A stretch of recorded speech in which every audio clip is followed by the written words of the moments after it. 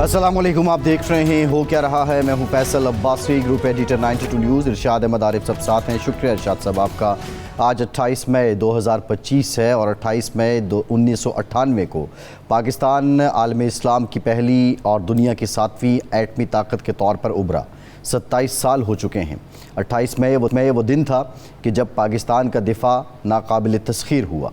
पाकिस्तान ने एटमी धमाके किए और उस वक्त किए जब पूरी दुनिया की नज़रें और बड़ी ताकतों का दबाव पाकिस्तान पर था। उस वक्त की हुकूमत को, जब वज़ीर आज़म नवाज़ शरीफ थे, दुनिया की तरफ से बहुत सी मराहत और बहुत से पैकेजेस भी ऑफ़र किए गए, लेकिन उस वक्त की हुकूमत ने किसी किस्म के दबाव को खातिर में नहीं लाया और एटमी धमाके कर दिए। और इन एटमी धमाकों के बाद पाकिस्तान दुनिया के नक्शे पे एक एटमी ताकत के तौर पर सामने आता है। आज 28 मई को यौम तकबीर के मौके पे हम अपने उन तमाम लोगों को, जिन्होंने जुल्फ़िकार अली भुट्टो से ये सिलसिला शुरू होता है एटमी प्रोग्राम की, जिन्होंने बुनियाद रखी, और उसके बाद जनरल ज़ियाउल हक़, इसहाक़ खान, जितने पॉलिटिशियंस रहे, उन्होंने इस सारे प्रोग्राम का तहफ़्फ़ुज़ किया, दुनिया से इसको बचाया, दुश्मन की नज़रों से बचाया, और बिल आखिर 28 मई का दिन आया और ये प्रोग्राम बाज़ाब्ता तौर पे पाकिस्तान डिक्लेयर्ड हुआ एक न्यूक्लियर पावर के तौर पर। साथ ही साथ वो तमाम इंजीनियर्स, वो तमाम साइंसदान, वो तमाम लोग जो मुतल्लिका इदारों में काम करते रहे, जिन्होंने इस कार खैर में हिस्सा लिया, और सबसे इम्पॉर्टेंट मोहसिन पाकिस्तान डॉक्टर अब्दुल क़दीर ख़ान, हम उन्हें खिराज अक़ीदत भी पेश करते हैं और उनकी शख्सियात को सलाम भी पेश करते हैं कि आज एक महफूज पाकिस्तान में हम जो बैठे हैं उसमें एक बहुत बड़ा अमल दखल इस एटमी प्रोग्राम का भी है। यौम तकबीर से मुताल्लिक़ आज के प्रोग्राम में हम मुफस्सल गुफ्तगू करेंगे। आज़रबाईजान में सैफ फरीकी जो चीफ़ एग्जीक्यूटिव हैं, उनकी मुलाकात हुई। तुर्किया के सदर रजब तैयब एर्दोग़ान, आज़रबाईजान के सदर जो हैं वो होस्ट हैं, और वज़ीर-ए-आज़म पाकिस्तान शहबाज शरीफ। आज़रबाईजान का जो यौम आज़ादी है उसकी तकरीब में इन तीनों शख्सियात ने शिरकत की है। फ़ील्ड मार्शल आसिम मुनीर भी यहाँ पर मौजूद हैं, नायब वज़ीर ख़ारजा इसहाक़ डार भी हैं, और दीगर वज़रा भी शरीक हैं। इस मौके पर जो सबसे इम्पॉर्टेंट स्टेटमेंट सामने आई है उसमें वज़ीर-ए-आज़म पाकिस्तान ने कहा कि ये तीनों ममालिक जो हैं वो यककल्ब हैं, यकजान हैं, और इसी तरह जो तुर्किया के सदर ने कहा ये 3 ममालिक हैं और एक कौम है। इससे पहले जो ईरान का दौरा था, ईरान के दौरे से पहले वज़ीर आज़म ने तुर्किया का दौरा किया था। इन दौरों की अहमियत क्या है, और बिलखुसूस ऐसे वक्त में एक एक मुल्क में जाके वज़ीर आज़म पाकिस्तान शुक्रिया अदा कर रहे हैं कि भारतीय जारियत के ख़िलाफ़ उन्होंने किस तरह पाकिस्तान का साथ दिया है। ऑपरेशन जो मार्का हक़ और बुनियानुल मरसूस है, उससे मुतालिक भी वज़ीर आज़म पाकिस्तान शहबाज शरीफ ने तकरीब से ख़िताब करते हुए बताया है कि किस तरह भारत ने जब 10 मई की रात को अटैक किया तो पाकिस्तान ने किस तरह जवाब दिया, और पाकिस्तान ने भारतीय जारियत का मुंह तोड़ जवाब दिया। और उसके बाद अब जो भारत को तनकीद का, सफारती तन्हाई का सामना है, यकीनी तौर पे बहुत बड़ा उनके लिए सेटबैक है, लेकिन साथ ही साथ नरेंद्र मोदी की बात करें तो उनका जो अंदाज़ है वो अपनी जगह मौजूद है। 2 दिन पहले ख़िताब में जिस तरह वो बात कर रहे थे वो समझ से बाहर है कि एक सेकुलर जमहूरिया क्लेम करने वाली जो रियासत है उसका सरबराह ऐसी बात करे, या एक मुल्क है उसका सरबराह ऐसी बात करे, ये बड़ी हैरानकुन बात है। जो सबसे अहम डेवलपमेंट है, जो रीजनल डेवलपमेंट है, वो चीनी, पाकिस्तानी और अफ़गान वज़राए ख़ारजा की जो मुलाकात थी चीन में, उसके बाद बहुत से मामलात तय हुए थे। जो पैक है उसको one belt one road initiative को काबुल तक बढ़ाने पे बात हुई थी। आज जो स्टेटमेंट सामने आई है अफ़गान कमांडर सईदुल्लाह की, वो बड़ी इम्पॉर्टेंट है। उन्होंने ये कहा है कि जो अमीर हैं तहरीक तालिबान अफ़गानिस्तान के, उन्होंने ये तंबीह की है कि किसी भी दूसरे मुल्क में जाके अमीर की इजाज़त के बग़ैर जिहाद करना जायज़ नहीं, और बिलखुसूस पाकिस्तान में जायज़ नहीं। ये वो मौक़िफ़ है जो पाकिस्तान कई अरसे से काबुल को कन्विंस कर रहा था कि उनकी सरज़मीन पाकिस्तान के ख़िलाफ़ इस्तेमाल होती है। इन तमाम मामलात पे हम बात करेंगे। हमें अब्दुल बासित साहब ने ज्वाइन किया है, पाकिस्तान के मायनात सफारतकार हैं, आप हाई कमिश्नर भी रहे हैं न्यू दिल्ली में, मुख्तलिफ जो ममालिक हैं उसमें आपने सर्व किया है। अब्दुल बासित साहब बहुत शुक्रिया आपका, आपकी तरफ आएँगे। इरशाद साहब, यौम तकबीर ऑब्वियसली 28 मई 1998 में भी आप जो जर्नलिज़म की लाइमलाइट है उसमें थे। उस वक्त क्या मुलाकातें हो रही थीं, क्या दबाव था, और पाकिस्तान ने ये जो फ़ैसला किया, इस फ़ैसले की फिर कीमत क्या चुकानी पड़ी? अब्बास साहब, 28 मई से भी पहले जब 11 مئی کو انڈیا نے دھماکے کیے. اس سے پہلے وہ 1974 میں اپنے ایٹمی تجربات کر کے ایٹمی ممالک کی صف میں شامل ہو گیا تھا.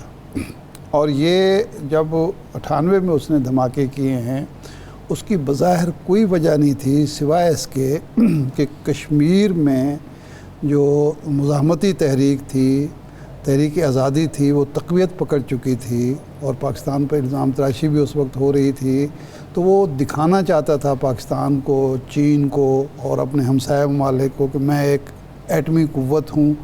اور 11 مئی سے 28 مئی تک جو بیانات تھے، اس کے وزیر دفاع تھے فرنانڈس، اس کے وزیر اعظم تھے واجپئی، اڈوانی صاحب جو تھے بی جے پی کی، وہ پاکستان کو ملیا میٹ کرنے کے لیے، پاکستان کو ختم کرنے کے لیے باتیں کر رہے تھے کہ بس اب ہم یہ ایٹمی تجربات کے بعد پہلا جو کام کریں گے وہ پاکستان کو ختم کر دیں گے.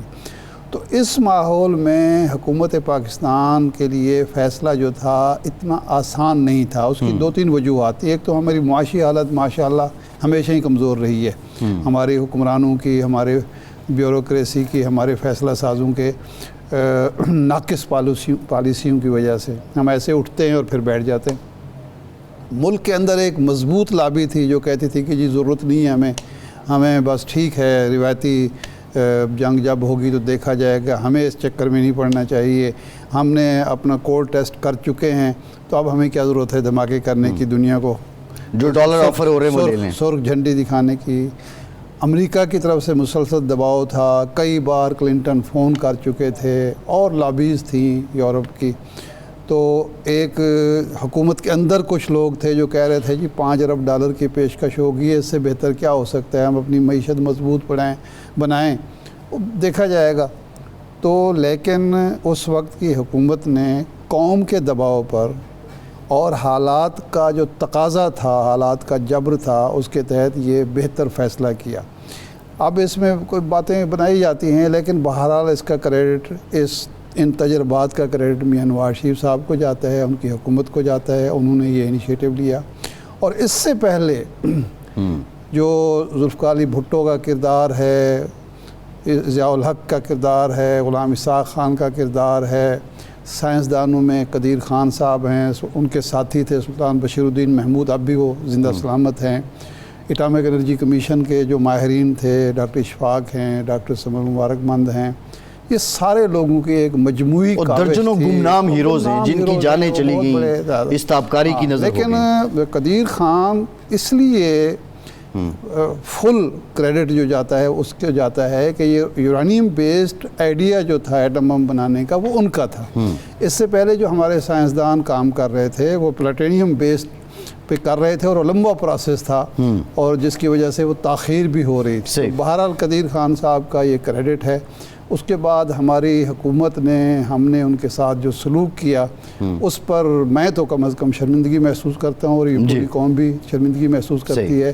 لیکن آج کا دن ہمارے لیے فخر کا دن ہے، قومی دفاع کا، قومی استحکام کا دن ہے. لیکن اس بارے میں میرے خیال عبدالباسط صاحب ہمیں بہتر بتا سکتے ہیں کہ اس وقت سفارتی سطح پہ ہم پر کیا دباؤ تھا، کس قسم کی ترغیبات دی جا رہی تھیں اور یہ فیصلہ کرتے ہوئے حکومت نے کون کون سے پہلو مد نظر رکھے. عبدالباسط صاحب. جی بہت شکریہ. السلام علیکم. بسم اللہ الرحمن الرحیم. جی ارشاد عارض صاحب، بالکل آپ نے بجا فرمایا. پریشرز تو بہت تھے. میں اس زمانے میں 1998 میں وزارت خارجہ میں ڈائریکٹر ڈسارمامنٹ تھا. تو ہمارا ڈویژن ہی ان تمام معاملات کو دیکھ رہا تھا اور اس 17 دنوں میں ہم نے بہت سی میٹنگز اٹینڈ کی. بلکہ آپ کو یاد ہوگا کہ امریکہ کے ڈپٹی سیکرٹری اسٹروپ ٹیلبورٹ بھی آئے ہوئے تھے. بالکل. تو وہ بھی میٹنگ ہم نے اٹینڈ کی. تو بہت پریشر تو پاکستان میں بہت تھا اور بالکل آپ نے ٹھیک کہا، کچھ ایسے اشخاص تھے اور کچھ ایسے ادارے تھے جو کہ نہیں چاہتے تھے کہ اس وقت ہم، ان کا خیال یہی تھا کہ ہمارا ایک اسٹیبلش تو ہے کہ ہم نیوکلیئر ویپنز اسٹیٹ ہیں، ہم نے کولڈ ٹیسٹ بھی کر رکھے ہیں تو کوئی ضرورت نہیں ہے. لیکن overwhelmingly I think people were on the side of conducting nuclear test. اور پھر تھینک گاڈ کہ یہ فیصلہ ہو گیا اور نیوکلیئر ٹیسٹ ہو گئے اور ہم ایک نیوکلیئر ویپنز اسٹیٹ بن گئے. اور اگر آج آپ دیکھیے جو کچھ پہلگام میں ہوا یا اس سے پہلے بھی جو کچھ ہوتا رہا پاکستان اور بھارت کے درمیان جو کشیدگی ہمارے ہاں چلتی رہی، اگر آج ہمارے پاس نیوکلیر کیپیبلٹی نہ ہوتی تو حالات شاید بالکل مختلف ہوتے. تو اللہ کا بڑا کرم ہے کہ صحیح وقت پہ صحیح فیصلہ.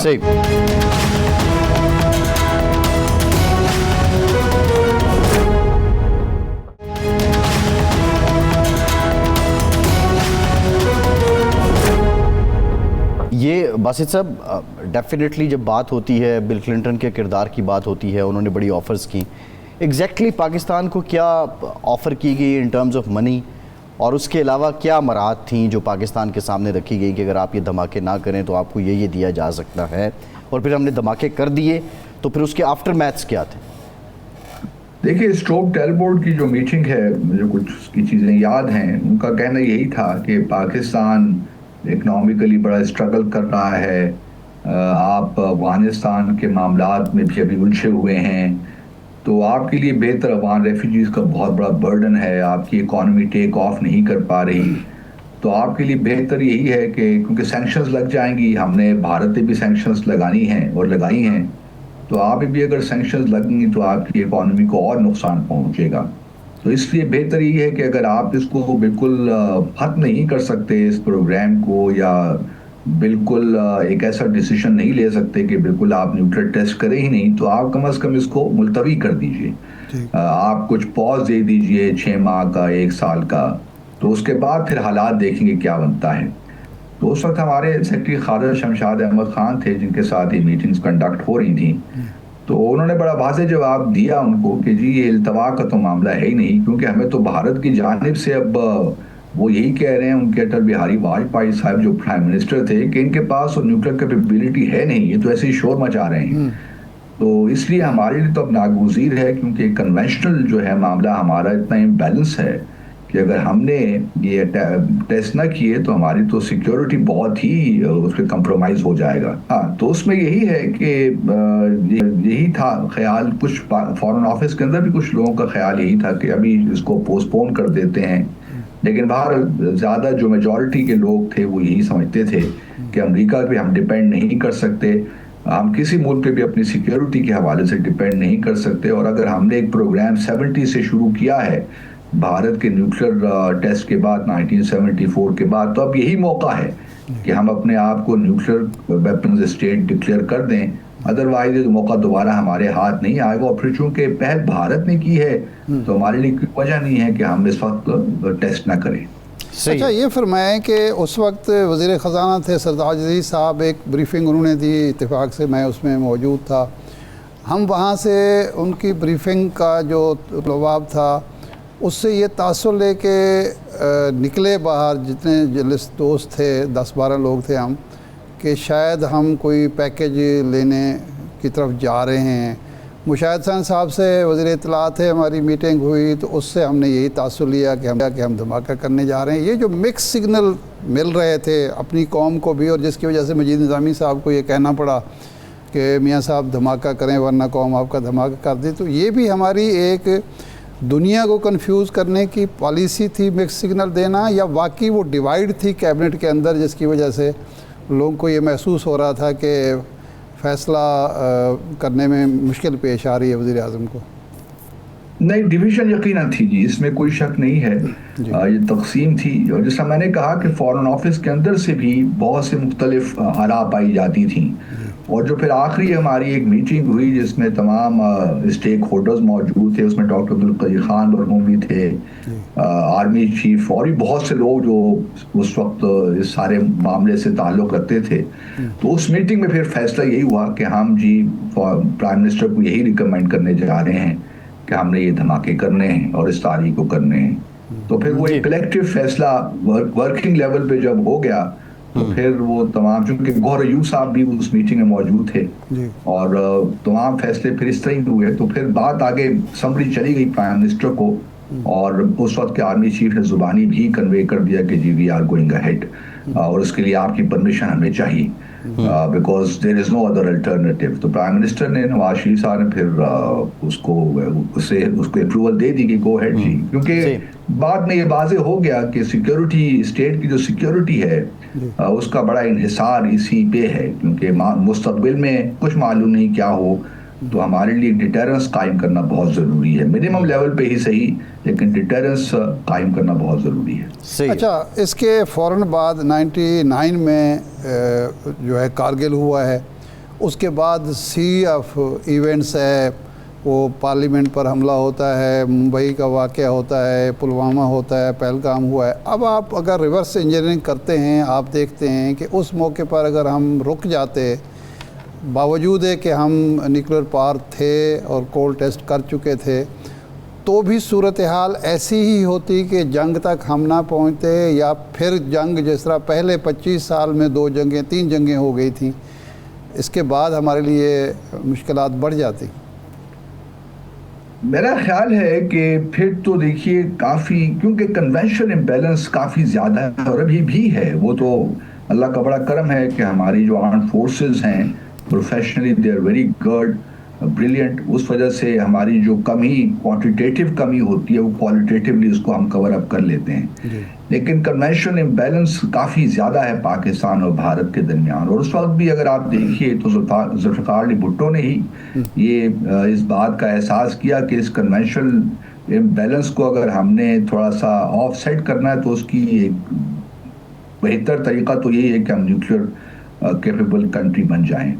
और मेरा अपना ख्याल है कारगिल का जहाँ तक ताल्लुक है, बहुत से लोग ये बात करते हैं कि जी पाकिस्तान का एक बड़ा इर्रेस्पॉन्सिबल ये स्टेप था, न्यूक्लियर इन्वायरमेंट में इवन लिमिटेड कॉन्फ्लिक्ट भी बहुत नुकसानदेह होता है, या वो मिसकैलकुलेशंस हो जाती हैं और मामलात किसी तरफ भी जा सकते हैं। किसी हद तक ये बात थ्योरेटिकली ये ठीक है, लेकिन हमने प्रैक्टिकली देखा कि पाकिस्तान भारत दोनों तरफ ही रैशनल एक्टर्स हैं। अभी तक जो सूरत हाल है, हमने जो भी कारगिल हो या उसके बाद भी जो भी इवेंट्स हुए, उसमें हमने जो लैडर है एस्केलेटरी लैडर, उसमें पहले रंग या दूसरे रंग तक ही पहुंचे। हमने इतना एस्केलेशन नहीं की जहां पे हमें न्यूक्लियर वेपन्स का इस्तेमाल करना पड़े। तो दोनों साइड से मैं कहूँगा, भारत की जानिब से, हमारी जानिब से भी एक लिहाज से आप कह सकते हैं कि रैशनैलिटी का मुजाहरा किया गया। दुनिया में ये भी एक उस ज़माने में अगर आप पढ़ें, वेस्टर्न दुनिया में ख़ास तौर पे एक इम्प्रेशन यही पाया जाता था कि न्यूक्लियर कैपेबिलिटी जो है वेस्टर्न दुनिया के अलावा किसी और के पास नहीं होनी चाहिए, क्योंकि वहाँ पे रैशनल एक्टर्स नहीं हैं, वहाँ पे इंस्टीट्यूशंस स्ट्रॉन्ग नहीं हैं। इस वजह से ये इतनी खौफनाक किस्म की, ख़तरनाक किस्म की कैपेबिलिटी हम डेवलपिंग कंट्रीज़ को नहीं दे सकते। लेकिन पाकिस्तान ने और मेरा ख्याल है भारत ने, हम दोनों ने ये साबित किया है over the last so many years कि हमारे पास न्यूक्लियर कैपेबिलिटी है। हमारे इख्तलाफात भी हैं, टेंशंस भी हुई, कॉन्फ्लिक्ट्स भी हुए, लेकिन हमने उसको एक सतह पे रखा अपने कॉन्फ्लिक्ट्स को। और पहलगाम के वाक़े के बाद जो कुछ भी हुआ उसमें भी अगर आप देखिए तो दोनों साइड्स ने बड़ा रैशनली प्ले किया और सिचुएशन को ऐसा नहीं होने दिया कि सिचुएशन हासिल। जी सही। अच्छा, 10 मई पे आ जाते हैं, क्या ये दोनों ममालिक का एटमी प्रोग्राम था जिसने एस्केलेशन को बढ़ने नहीं दिया, और दोनों ममालिक जो हैं वो जो सरहदें हैं, बैन अवी सरहदें, ज़मीनी सरहदें हैं, उनको क्रॉस करने की तरफ नहीं गए और मिज़ाइल और फ़िज़ाइया के इस्तेमाल के ज़रिए ही अपने मकासद हासिल किए और जल्दी चंद घंटों में हम सीज़ फायर की तरफ बढ़ गए। That goes without saying। अपने शाह साहब, अगर न्यूक्लियर कैपेबिलिटी ना होती तो बहुत हद तक ग्राउंड फोर्सेस तो कमिट हम कर चुके होते दोनों साइड से, और ख़ास तौर पे भारत की जाने से तो, क्योंकि बार बार हमें ये धमकियाँ मिलती हैं आज़ाद जम्मू और कश्मीर को लेकर, तो उनके इरादे तो जो भी हों, लेकिन इस वक्त उनको ये मालूम है कि अब पाकिस्तान के साथ वो कन्वेंशनल वॉर नहीं लड़ी जा सकती full scale, that is impossible. क्योंकि पाकिस्तान को अगर कोई नुकसान हुआ, कोई उसकी टेरिटोरियल इंटेग्रिटी को पे हर्फ आया, तो Pakistan can go to any extent, और कोई मुल्क भी किसी एक्सटेंट फिर जा सकता है। अगर उसकी टेरिटोरियल इंटेग्रिटी पे ख़तरा हो तो फिर तो न्यूक्लियर, अगर हमारा डिटरेंस फेल हो जाता है, अगर हम भारत को डिटर नहीं कर पाते कि हमारे मुल्क के अंदर फोर्सेस ना भिजवाए, तो फिर तो वो डिटरेंस فیل ہو گیا. فیل ہونے کے بعد تو پھر ایٹمی ہتھیار استعمال ہوتے ہی. اصل پرپس تو ان کا ڈیٹرنس کا ہے, لیکن اگر ڈیٹرنس فیل ہو جاتا ہے تو پھر تو ملک کسی حد تک بھی جا سکتے ہیں.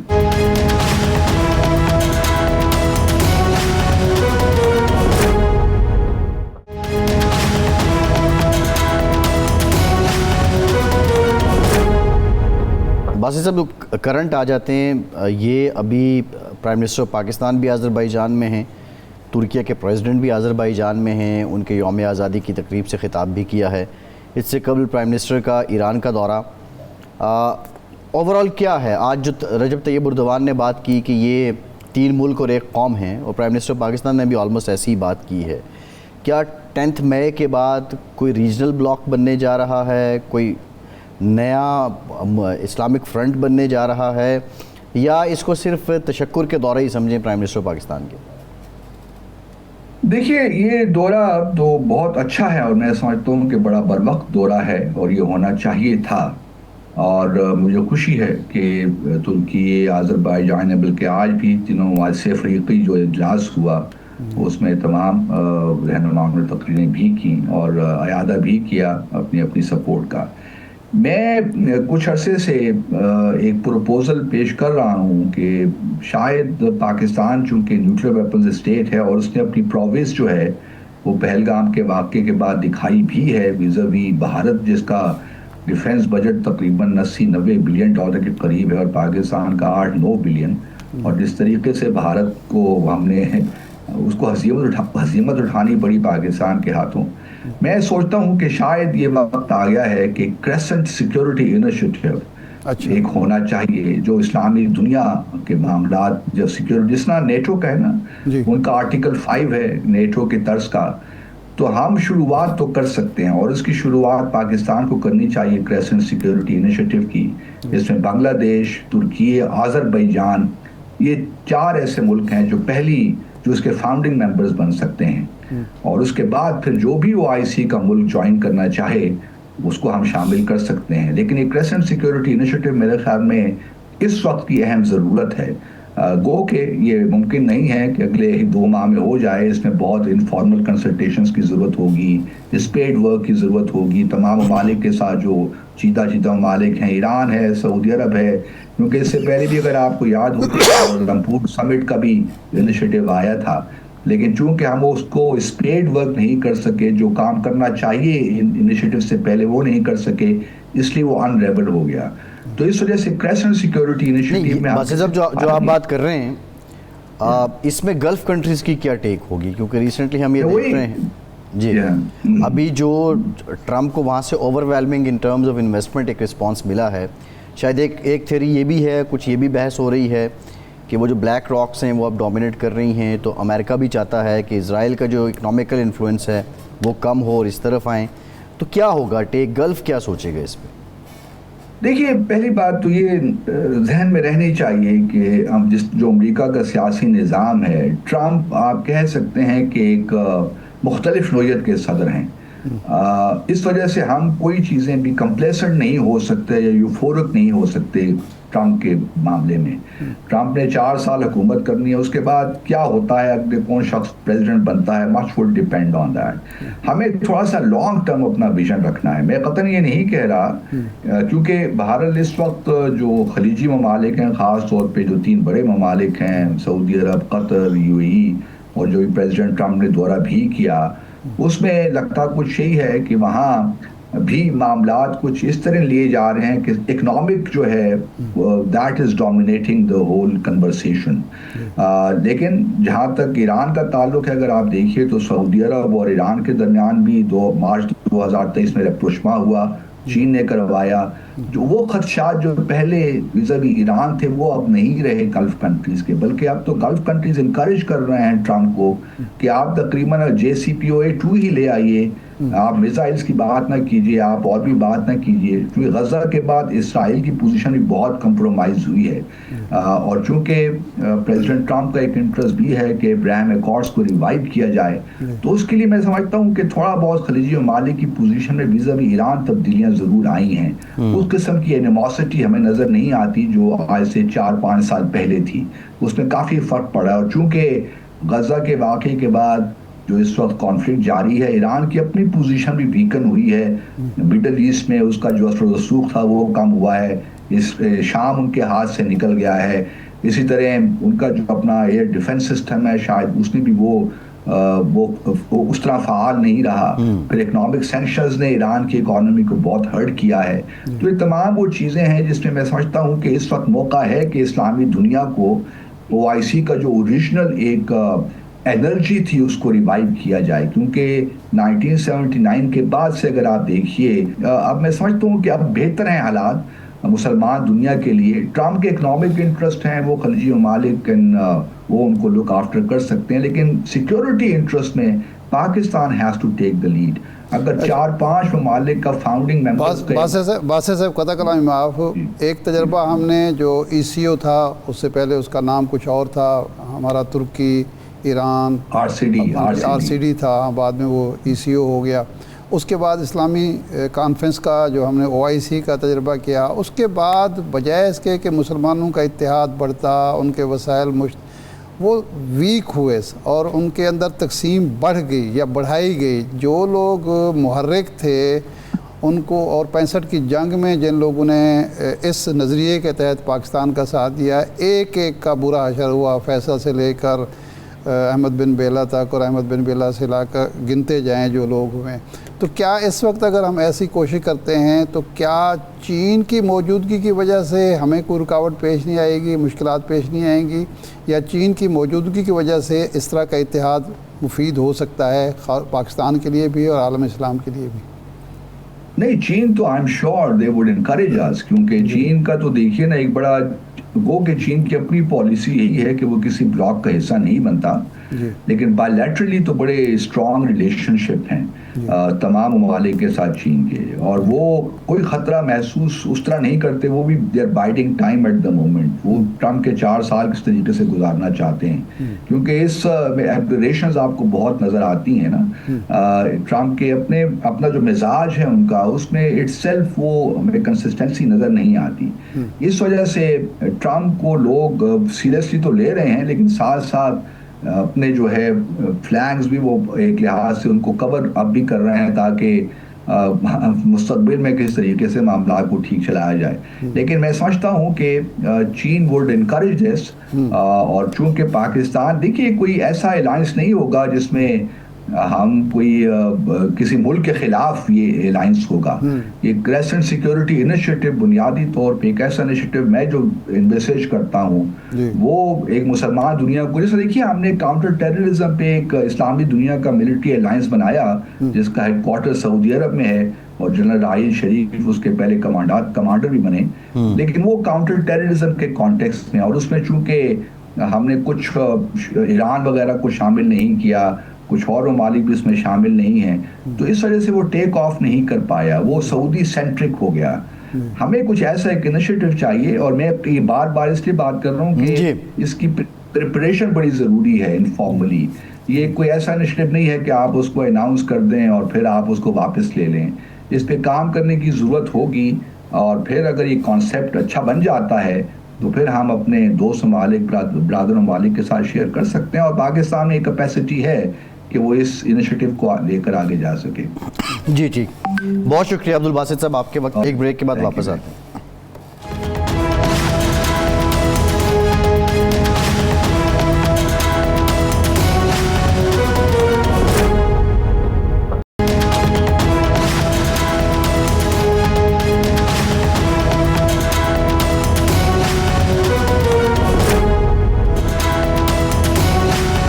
بریک کے بعد ایک بار پھر سے آپ کا خیر مقدم کرتے ہیں. پاکستان کے جو سیاسی معاملات ہیں اس پر بھی بات کر لیتے ہیں. ارشاد صاحب، بہت سے قیاس ہیں، افواہیں ہیں، چائے مگویاں ہیں کہ کوئی وفد شاید آیا ہے، ملاقات کرنا چاہتا ہے، کہیں ملاقات کی خواہش ہے، ملاقات نہیں ہوئی ہے، ملاقات ہو رہی ہے. بہرحال سینئر اینکر پرسن اور تجزیہ کار منیب فاروق صاحب نے ہمیں جوائن کیا ہے، اور اس معاملے میں بڑی ان ڈیپتھ جو انسائٹس ہیں وہ ان کے پاس ہوتی ہیں. منیب صاحب، 10 مئی سے لے کے اب تک یہ جو پاکستان کی سیاست میں مفاہمت کی باتیں ہوتی ہیں، ابھی تک اس پہ کیا کوئی سگنیفیکنٹ پیش رفت ہے، یا ان کو افواہیں ہی سمجھیں اور بالکل بے بنیاد افواہیں سمجھیں؟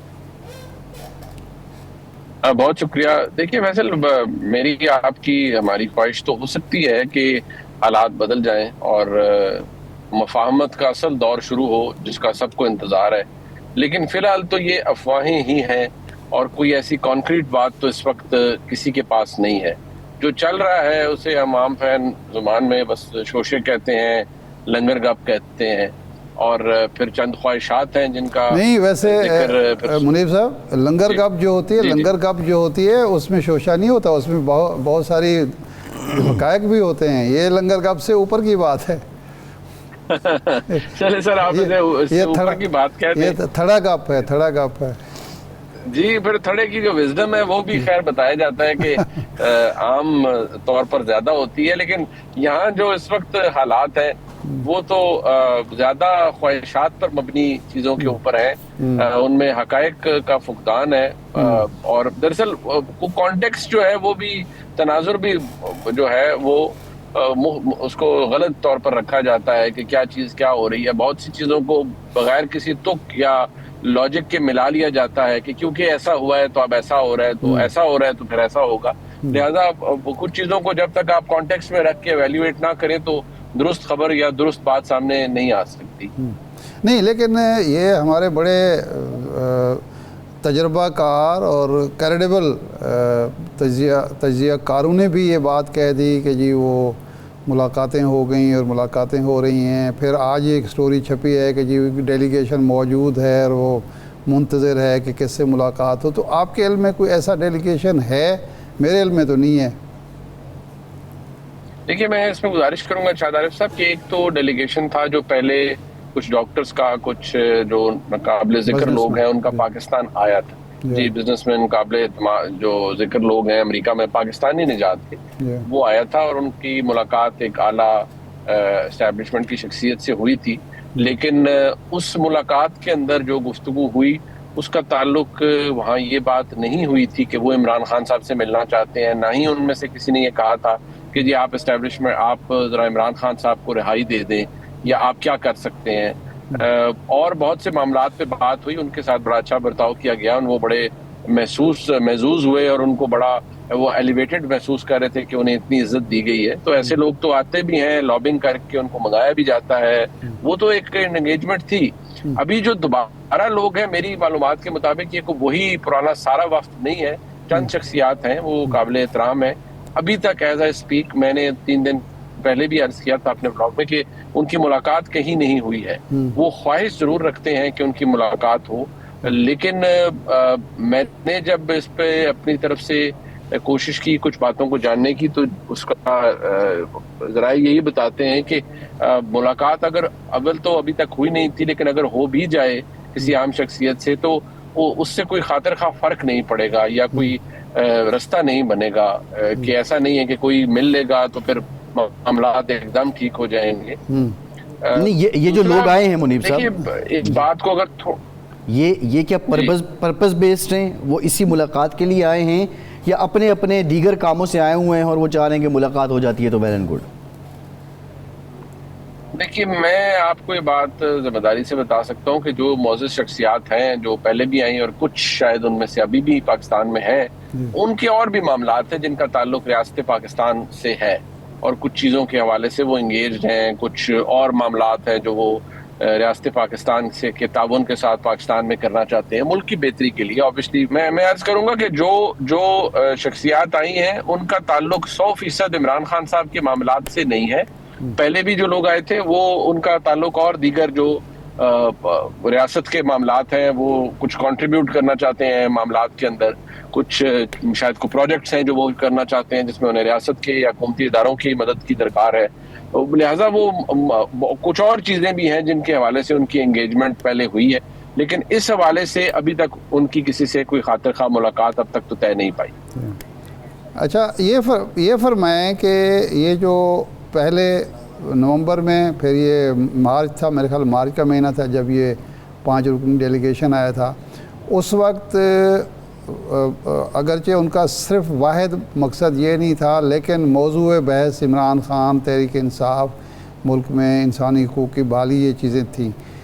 اب جو 2 لوگ آئے ہوئے ہیں، میری اطلاع کے مطابق 2 لوگ ہیں ان میں سے، اب وہ ایشو نہیں ہے، اور کہیں بھی یہ آپ تو کھل کے کہہ چکے ہیں کہ مزید تلخی بڑھ چکی ہے. تو یہ 10 مئی کے واقعات کا نتیجہ ہے کہ اب ریاست کو، ریاستی اداروں کو کسی کی کوئی پرواہ نہیں ہے، یا کچھ اور عوامل ہے جس کی وجہ سے وہ جو ہم سیاسی استحکام کی یا مفاہمت کی توقع کرتے ہیں اس طرف نہیں بڑھا جا رہا؟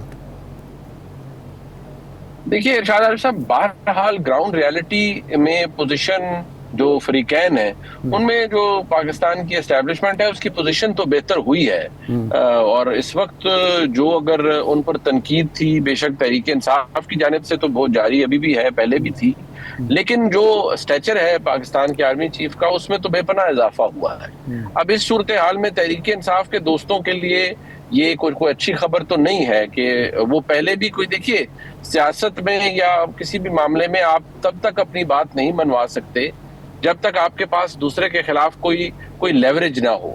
کیا تحریک انصاف کے دوستوں کے پاس یا عمران خان صاحب کے پاس کوئی ایسا لیوریج ہے جو وہ ایکسرسائز کر سکیں اگینسٹ گورنمنٹ یا اگینسٹ اسٹیبلشمنٹ؟ وہ تو نہیں موجود. سو 10 مئی کے بعد تو یہ سچویشن زیادہ عجیب ہو گئی ہے، جہاں اسٹیبلشمنٹ کا پلڑا ویسے ہی بڑا بھاری ہو گیا ہے مقبولیت کی وجہ سے، اور عمران خان صاحب کی جماعت یا ان کے مسائل زیادہ ہائی لائٹ ہو گئے ہیں، اور وہ ان میں اب ایک فرسٹریشن بھی نظر آ رہی ہے.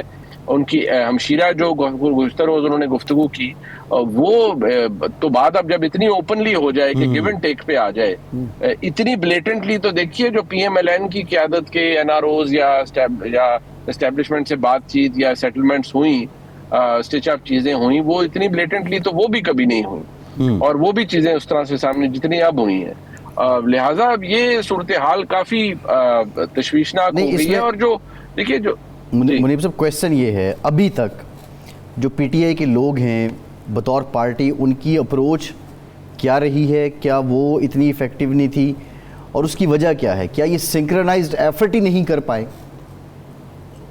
دیکھیے میں دوبارہ فیصل آپ کو عرض کروں گا اور جناب شاہد عارف صاحب کو کہ دیکھیے ایفرٹ تو میں اگر یہ کہوں جی کہ کوئی یہ تو ایک مفروضہ ہے نا سازشی کہ جی وہ جی کچھ لوگ عمران خان صاحب کو باہر نہیں نکالنا چاہتے، ایسا نہیں ہے.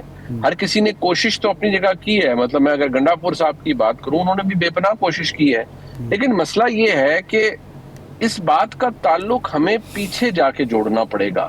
دیکھیے ذہن میں رکھیے کہ 2022 کے اختتام سے لے کر اب تک عمران خان صاحب کے حوالے سے پاکستان کی آج کی اسٹیبلشمنٹ کی پوزیشن، اس میں رتی برابر بھی فرق نہیں آیا. اس کی کوئی وجہ ہے؟ کیا وہ وجہ ہم سب کو معلوم ہے اور ہم اس پر دھیان نہیں دیتے، یا ہم سب اسے بھول چکے ہیں؟ دیکھیے میں صرف اس میں اتنا عرض کرتا ہوں کہ جب یہ سب کچھ ہوا تھا، یعنی جنرل آصف منیر صاحب کی اپوائنٹمنٹ ہوئی تھی، اس دوران جناب ارشاد عارف صاحب بہت کچھ ہوا جس کے تانے بانے عمران خان صاحب سے ملتے تھے اور بڑے کلیئر ملتے تھے. اب وہ جو چیز سامنے آ چکی ہے اس نے بہت سا وائڈ کریٹ کر دیا ہے اسٹیبلشمنٹ اور عمران خان صاحب میں. اب جو عمران خان صاحب کے خلاف پوزیشن ہے وہ انسٹیٹیوشنل ہے، وہ کسی ایک فرد کی نہیں ہے. ادارہ یہ سمجھتا ہے کہ نہ ان سے بات چیت ہو سکتی ہے، نہ ان پر اعتماد ہو سکتا ہے، اور نہ ہی ان کے ساتھ فردر چلا جا سکتا ہے کسی بھی معاملے میں. اسی لیے تو وہ بار بار ایک ہی بات کہتے ہیں کہ اگر آپ نے کوئی انگیجمنٹ سیاسی کرنی ہے تو آپ حکومت سے کر لیں. دیکھیے حکومت تو کبھی نہیں چاہے گی کہ عمران خان صاحب باہر آئیں، حکومت تو کبھی نہیں چاہے گی کہ اسٹیبلشمنٹ اور عمران خان صاحب کے بیچ میں حالات ٹھیک ہو. حکومت نے عمران خان صاحب کو کیا دے دینا ہے؟ وہ یہی بچہ اب آئیں بیٹھیں چائے پی لے پکوڑا کھا لیں، آپ کا بجلی بند کر دے. آخری سوال یہ فرمائیں کہ یہ اس 10 مئی کے بعد جس طرح آپ نے کہا کہ اسٹیبلشمنٹ کی جو وقت ہے، اس کا جو وزن ہے وہ بڑھا ہے، اس کی سپیس بڑھی ہے، تو آپ سمجھتے ہیں کہ ان کی سپیس بڑھی ہے اور سیاستدانوں کی سپیس کم ہوئی ہے، یا حکومت نے بھی کچھ سپیس لی ہے؟ دیکھیے ہمارے ملک میں شاہد عارف صاحب میں پہلے سمجھتا تھا کہ بلکہ میرا ایک تجزیہ تھا کہ جب عمران خان صاحب آئے تو وہ ایک ہائیبریڈ ماڈل بنا، پھر جو پی ڈی ایم 1 تھی وہ ہائیبریڈ پرو تھی، اور اب ہائیبریڈ پرو میکس ہے. یہ اور 10 مئی کے بعد جو پاکستان کے اندر پاکستان کی افواج کی جو پریزنس ہے اس میں بے پناہ اضافہ ہے. ان کے کلاؤٹ میں، ان کی طاقت میں، ان کی مقبولیت میں وہ بے پناہ اضافہ ہے. یہ کسی بہت اچھی اور قابل ستائش بات ہے. بحیثیت پاکستانی مجھے فخر ہے اپنی افواج. جی ٹھیک، بہت شکریہ منیب فاروق، شکریہ آپ کے وقت کا. پروگرام ختم ہو گیا، بہت شکریہ آپ کا، اجازت دیجیے.